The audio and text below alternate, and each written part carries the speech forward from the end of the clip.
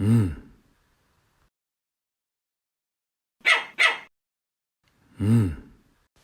덤벼. 이 몸에게 감히. 야,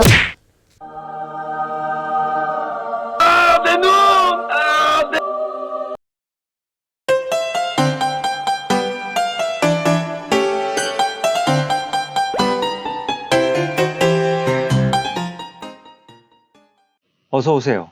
국어의 모든 것 나란말쌈입니다. 자, 이번 시간에는요. 중3 비상교과서 첫 수업입니다. 상당히 떨리고요. 감회가 새롭습니다. 바로 들어가 보도록 하죠.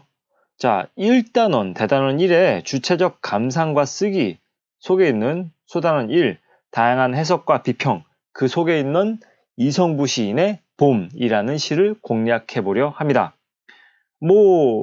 일단 소개부터 할게요. 이 이성부 시인의 봄이라는 시는요, 여러분들이 배우기에 난이도로 따지자면 상중 하중에 하 쪽에 해당될 만큼 어렵지 않게 쉽게 접근할 수 있는 시라고 볼 수가 있겠습니다. 그래서 이 이성부 시인의 시를 좀 보았을 때 선생님이 드는 생각은 이분은 좀 서정 시인이라고 할 수도 있겠지만 참여 시인이라고도 할 수 있을 만큼 좀 색깔이 좀 왔다리 갔다리 그 경계에 있으신 분이에요. 그래서 쉽게 설명하자면 그냥 서정적인, 그러니까 어떤 시적 화자의 정서를 읊는 시만 쓰셨을 것 같기도 한데, 사실 그 내용의 속을 들여다보면 현실 참여적인 내용이 담겨져 있는, 사회적 문제에 대해서 관심을 갖고 있는 듯한 느낌도, 뉘앙스도 들거든요. 그런 점에서 이성부 시인은 좀 독특한 그런 포지션을 가지고 있는 분이라고 생각하면 될 것 같아요. 바로 본론 들어가서 배움 포인트부터 체크해 보도록 하죠. 자, 배움 포인트 항상 설명했었는데요. 이 배움 포인트라는 것은 뭐라고 생각하면 되냐면요.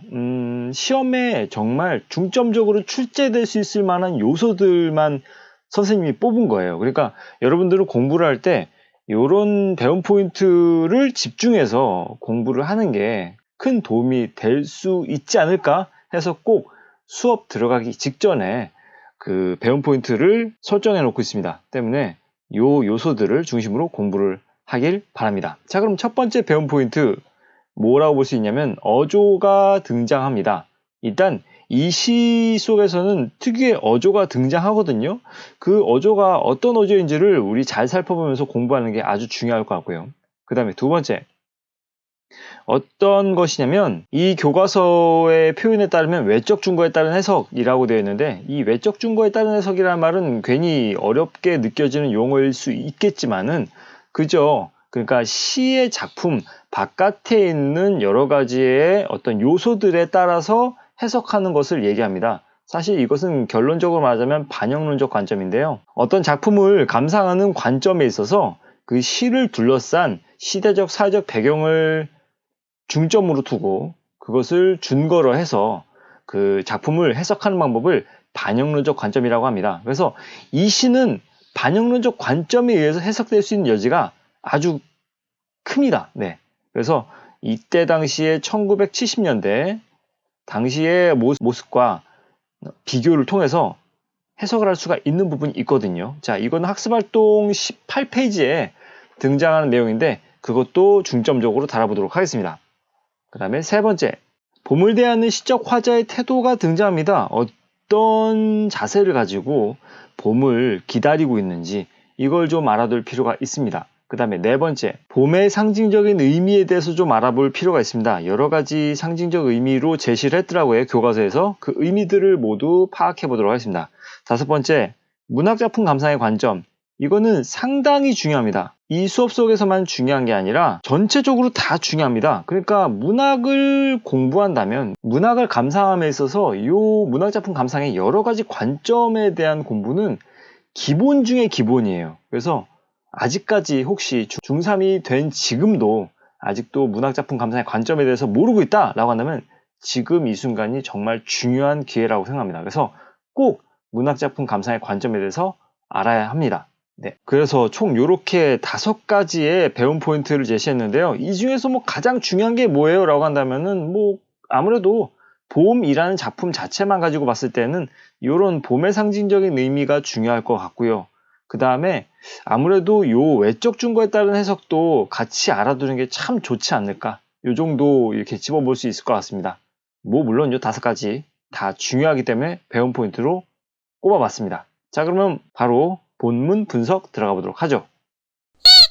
자, 그러면 본문 분석 들어가 보도록 하겠습니다. 근데 한상 선생님이 다른 영상에서도 시를 공략하는 영상 속에서 본격적으로 들어가기 전에 항상 하는 말이 있습니다. 뭐냐면 여러분들은 시를 최소 10번 이상은 읽고 이 강의를 듣는 게 더욱더 효과적일 것이다.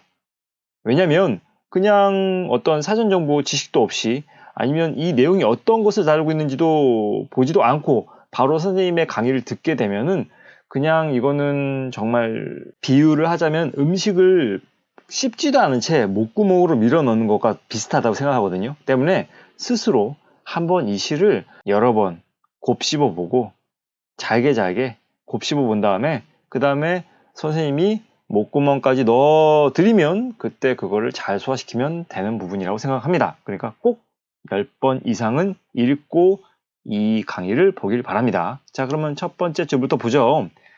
기다리지 않아도 오고 기다림마저 잃었을 때도 너는 온다.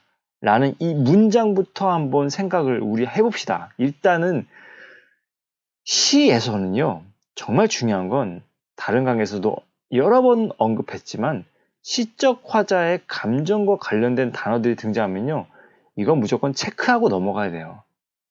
이런 것들. 기다림. 아, 그러면 여기서 시적 화자의 정서는 기다림이겠구나 라고 우리는 충분히 추측할 수 있잖아요. 그죠? 그러면 이 추측할 수 있는 그 기다림의 감정을 또 누구에게 투영시키고 있느냐, 누굴 대상으로 기다리고 있느냐, 그것 또한 우리는 체크해야 될 부분인 것이죠. 어쨌든 중요한 건 시적 화자의 이 시를 전체적으로 지배하고 있는 어떤 감정은 기다림입니다. 알겠죠? 자, 그 다음에 기다리지 않아도 오고라고 하는 말에서 우리는 짐작할 수 있는데요. 그러니까 어차피 온다는 얘기예요. 결론적으로 얘기하자면 어차피 항상 때가 되면 오는 녀석이란 것이죠. 자, 때문에 여기에 대해서는 교과서에서는 이렇게 계절이 순환하는 자연의 섭리라고 써 있습니다.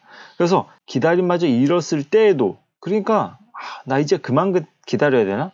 이제 포기해야 되나? 그 싶었을 때에도 그때 너는 온다라는 얘기죠.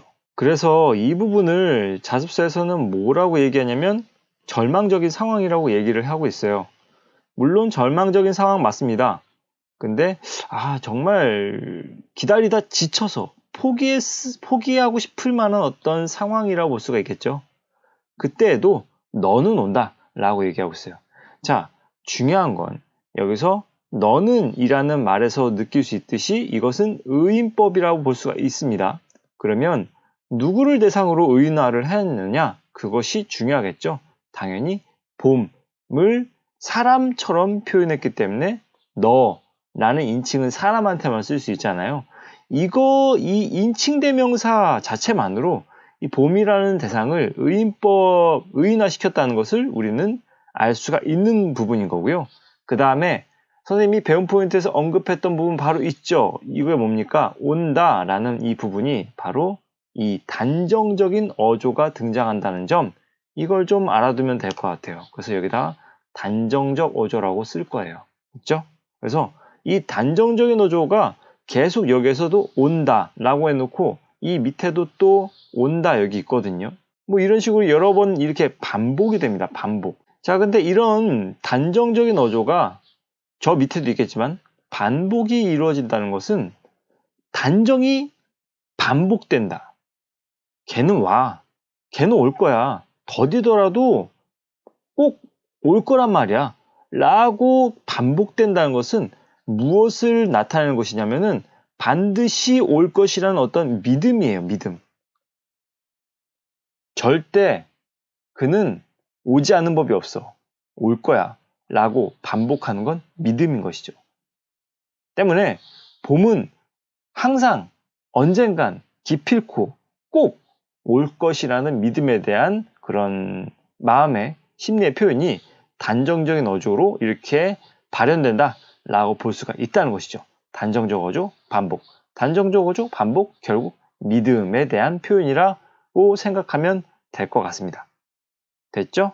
어쨌든 이 너라는 대상은 봄이라는 것을 우리는 알고 있고요. 자, 그 다음에 어디 뻘밭 구석이거나 아니면 썩은 무릉덩이 같은 데를 기웃거리다가 한눈 좀 팔고 싸움도 좀 한판 하고 그 다음에 지쳐 나자빠져 있다가까지 자습서에는 꺾기 표시가 되어 있습니다. 자, 여기에다가 뭐라고 써 있냐면요. 이렇게 봄이 오기까지의 시련과 역경이라고 자습서에는 아주 친절하게 안내가 되어 있습니다. 그러면 이 꺾기 표시한 부분에서 봄이 오기까지의 시련과 역경을 만들어내는 그 장애물이 뭐라고 생각하나요? 여러분들은요. 한번 스페이스바를 잠깐 눌러서 일시정지 시킨 다음에 이 꺾기 표시한 부분 이 안에 이 봄이 오는데 그것을 막는 가로막는 장애물로 등장하는 소재가 뭐가 있는지 한번 찾아보세요. 찾았나요? 네. 찾았죠. 그래야지 이제 이제 공부가 재밌거든요. 뭐라도 찾아야지. 그렇지 않습니까? 근데 일단은 자습서에 나온 그 장애물로 지칭되는 것들을 여기다 표시를 해볼게요.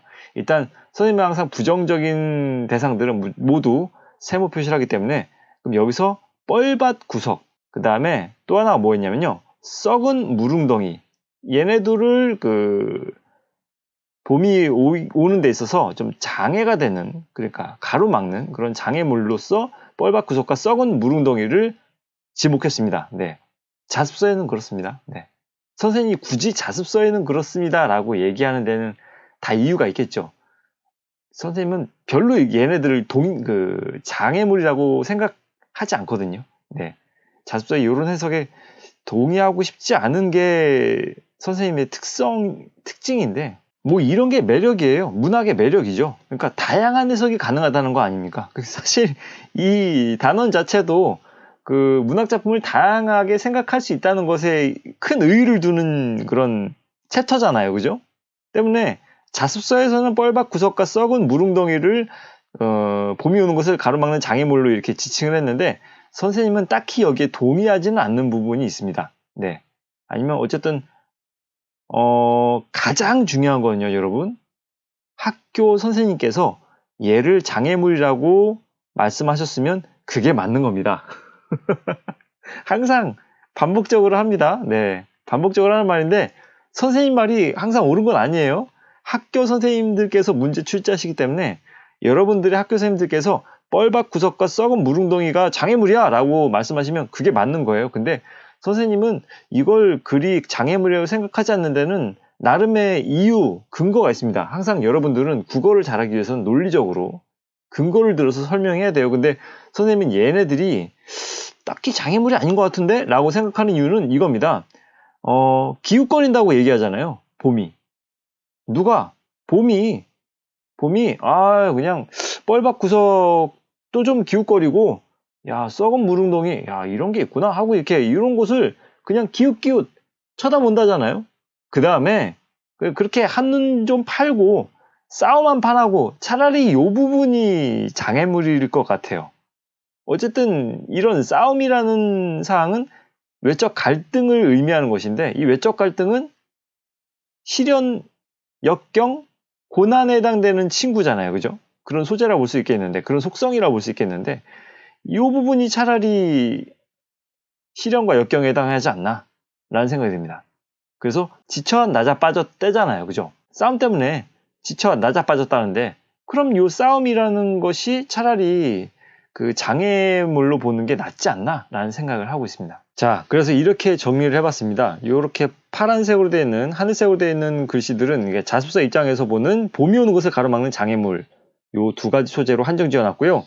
그 다음에 굳이 가로막는 장애물, 가로막는이라는 그 말에 집중을 해서 장애물로 보자면은 선생님은 싸움이 아닌가라는 생각이 좀 드는 것이라고 볼 수가 있겠고요.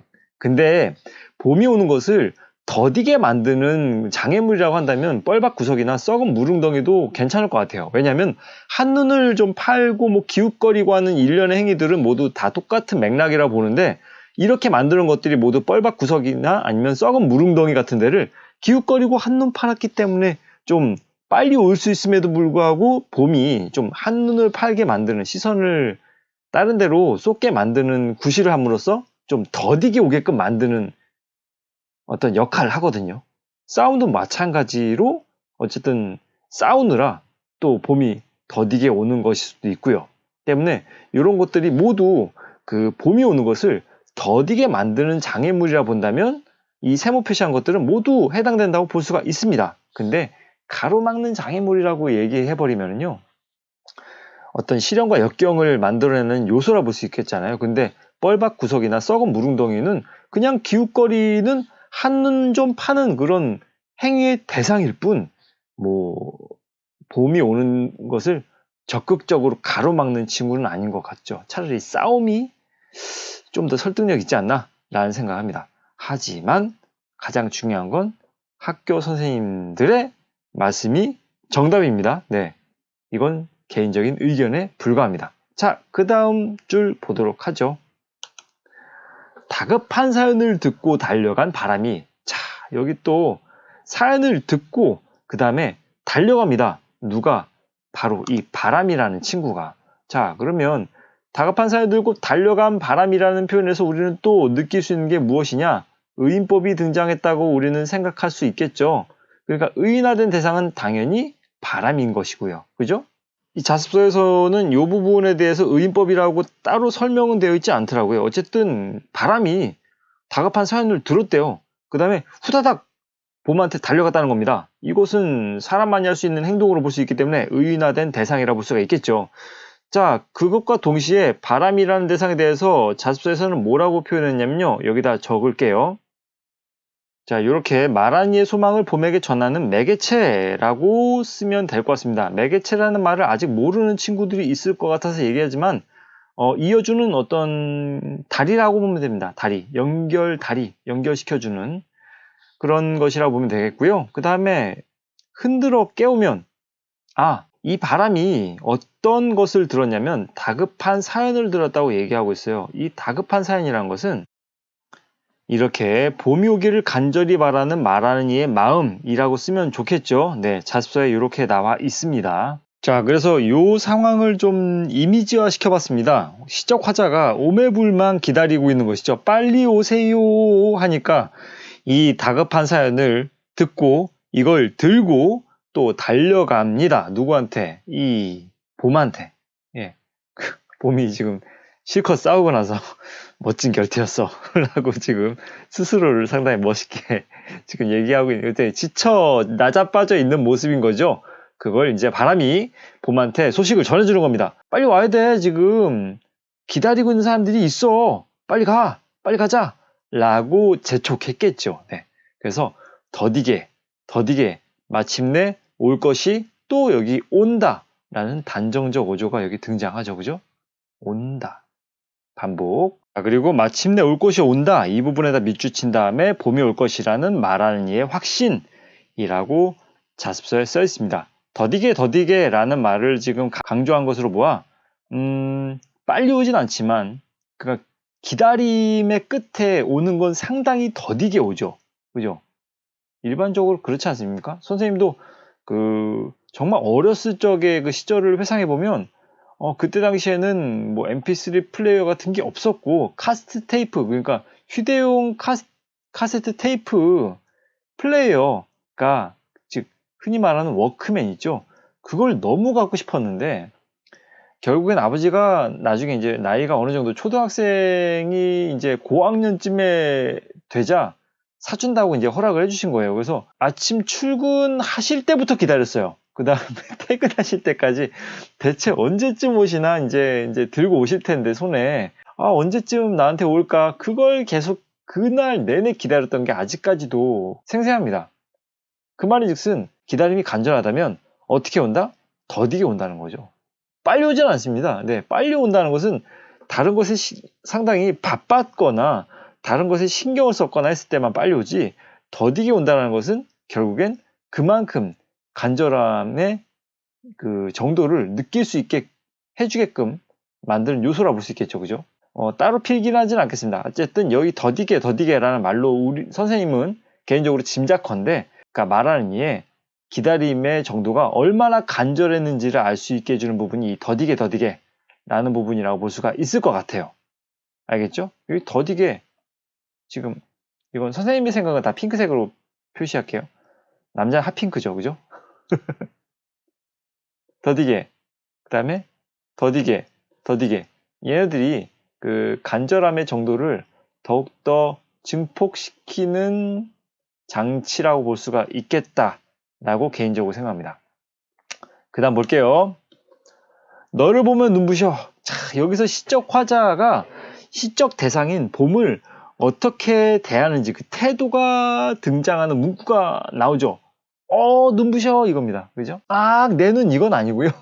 자습서에서는 여기 너를 보면 눈부셔부터 꺾기 표시해서 어디까지 하냐면요. 미리 알릴 수가 없다까지 꺾기 표시를 해버렸어요. 자, 그 다음에 거기다가 뭐라고 썼냐면 자, 이렇게 봄을 맞이하여 감격한 말하는 이의 심리가 드러남이라고 써 있습니다. 네. 그래서 뭐 눈부셔서 일어나 맞이할 수도 없고 입을 열어 외치지만 소리는 굳어 나는 아무것도 미리 알릴 수가 없다 라고 얘기하고 있잖아요. 정말 기다림 끝에 막 정말 간절한 그 대상이 내 눈앞에 맞닥뜨렸을 때 정말 입이 굳어버리는 경우가 있습니다. 여러분들은 그 경험을 했는지 모르겠지만 정말 어버버하게 되는 순간이 있거든요. 정말 감격에 겨워 기다림의 대상이 오는 것에 너무나도 기뻐서 그래서 입이 막 온몸이 얼어버리는 그런 상황을 지금 표현하고 있는 것이라 볼 수 있겠고요.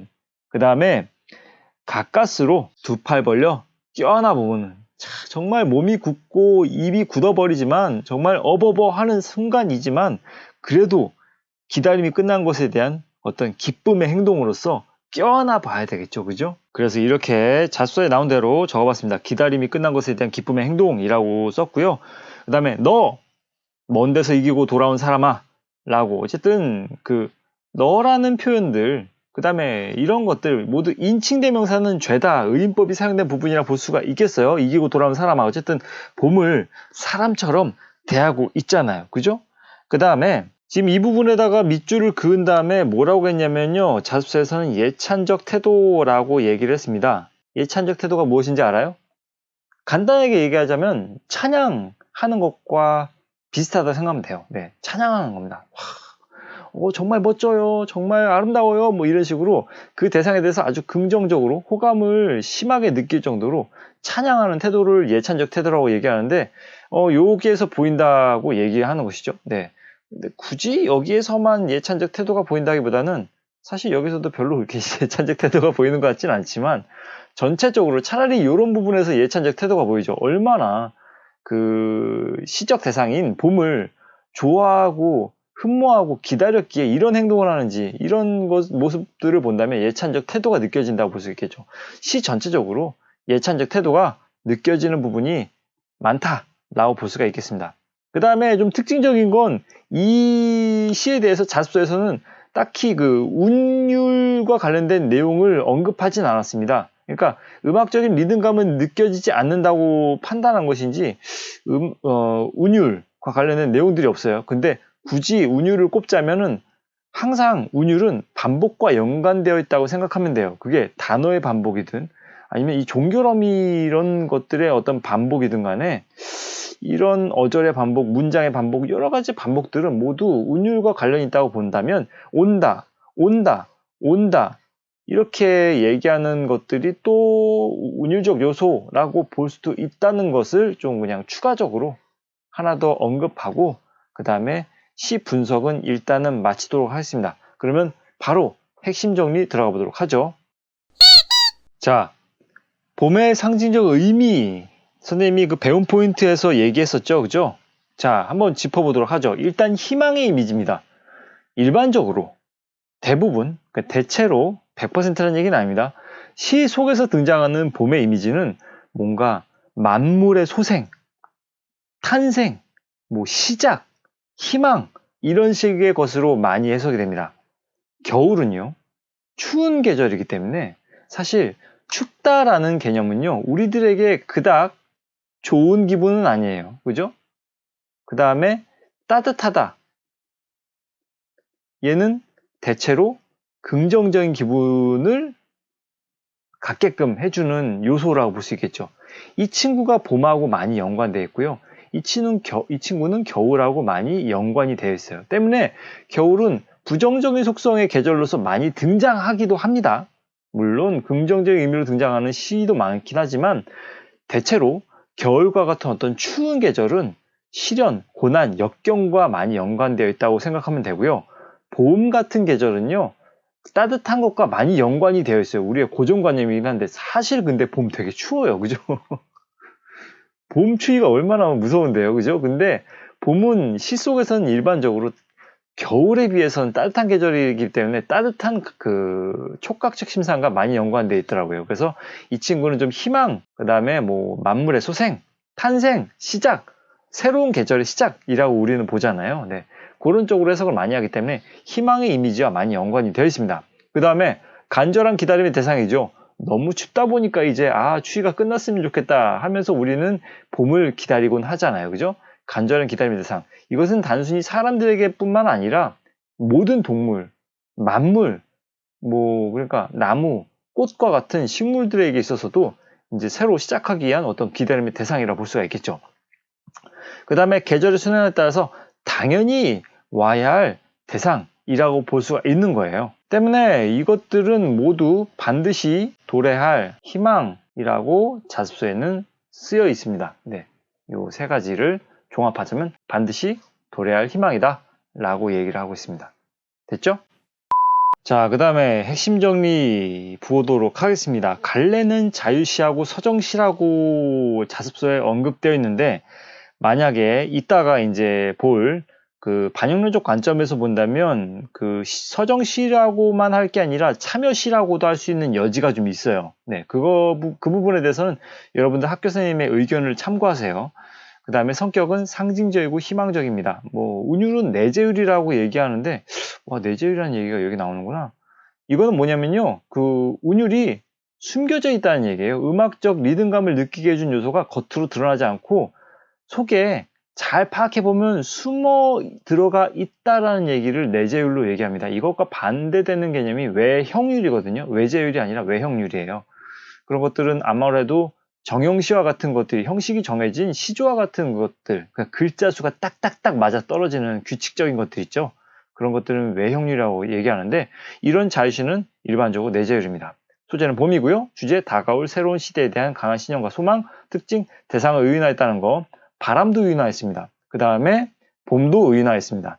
자, 그래서 상징적으로 표현했고요. 신념에 찬 어조, 온다, 온다, 온다의 반복을 통해서 믿음을 강조했다는 것.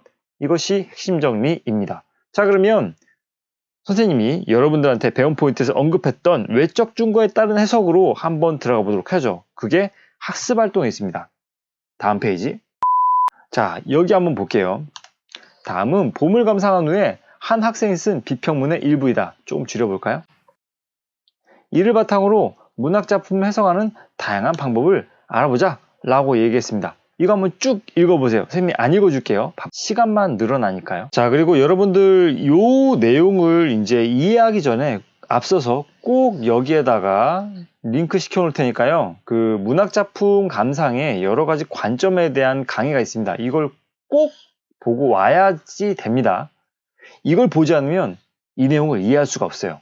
그러니까 꼭 문학작품 감상에 여러 가지 관점들이 있어요. 내재적 관점, 외재적 관점, 외재적 관점에는 표현론적 관점, 반영론적 관점, 효용론적 관점, 즉 문학작품을 어떤 시각에서 바라보느냐에 따라서 해석이 달라질 수 있는 여지가 있다는 것을 이해하고 와야 이 부분이 이해가 가능합니다. 알겠죠? 그래서 꼭 보고 오길 바랍니다. 자, 그럼 이 부분 다 읽었나요? 자, 봅시다. 중요한 포인트만 짚어보면서 읽어본다면 이렇습니다. 어쨌든 이 시가 만들어졌을 당시를 가지고 문학작품을 감상한다는 건 반영론적 관점인데 여기 이렇게 얘기하고 있죠. 이 시를 지었을 당시, 그때 당시의 시대적 배경에 대해서 관심을 갖고 본다는 얘기예요. 그때는 1970년대인데 뭐냐면 이 군사력을 등에 업은 독재 정권이 권력으로 국민을 통제하던 시기였다는 거예요. 알겠죠? 즉 순수 서정시, 그냥 봄을 기다리는 그런 순수 서정시로 볼 게 아니라 그때 당시의 시대적 상황이 상당히 힘들었던 시대였음을 우리는 짐작할 수 있는데 그걸 가지고 이 시를 해석하겠다는 것이죠. 그런 걸로 봤을 때 여기에 이 내용들, 군사력, 독재 정권, 통제라는 어떤 이미지들이 이 시에 주입됐다고 본다면 봄은 다르게 해석될 수 있다는 것이죠. 그들이 간절하게 원했던 민주주의로 해석할 수도 있고 자유를 상징한 것으로 해석할 수 있다라고 하는 겁니다. 알겠죠? 그래서 이 비평문을 읽고 이 글을 쓴 학생이 해석한 봄의 의미와 근거를 찾아 정리해보자 라고 한다면 앞서 말했지만 여기에는 민주주의, 그 다음에 자유쯤으로 해석할 수가 있다는 것이죠. 이렇게 되면은 이 시는 서정시가 아니라 단순 서정시가 아니라 참여시가 되는 거예요. 왜 참여시냐? 현실에 참여하는 메시지를 담은 시이기 때문에 참여시라고 부르는 겁니다. 그 해석의 근거는 뭐냐? 자, 이렇게 자습서에 나와 있는 대로 그대로 옮겨 적었습니다. 예. 1970년대 독재 정권, 이때만이 아니라, 그러니까, 이때는 아무래도 박정희 대통령 시절을 얘기하는 것이고, 그 다음에 전두환 대통령 시절에도 당연히 독재 정권이 있었습니다. 그래서 그때 당시에는 막 영화 보기 이전에 대한 뉴스가 나오고 그다음에 애국가가 나오면 일제히 일어나서 어쨌든 경청하고 그다음에 앉아가지고 보는 그런 식의 풍경도 펼쳐졌던 당시였어요. 예, 어쨌든 그런 것을 짐작해 본다면 그런 프레임에 비춰 이 시를 해석한다면 봄은 단순한 계절적인 의미의 봄이 아닌 사람들이, 민중들이 기다리는 어떤 민주주의 혹은 그들이 꿈꾸는 자유라고 볼 수도 있겠다라는 것이죠. 그것이 반영론적 관점에 입각한 해석이라고 볼 수가 있겠습니다. 알겠죠? 자, 그래서 이 작품을 해석하는 4가지 방법, 요것이 선생님이 아까 위에 링크시켰던 그 강의에 대한 전반적인 내용입니다. 네, 그래서 작품 자체의 특성을 중심으로 해석하는 방법은 구조주의적 관점 혹은 절대론적 관점이라고도 얘기하고요.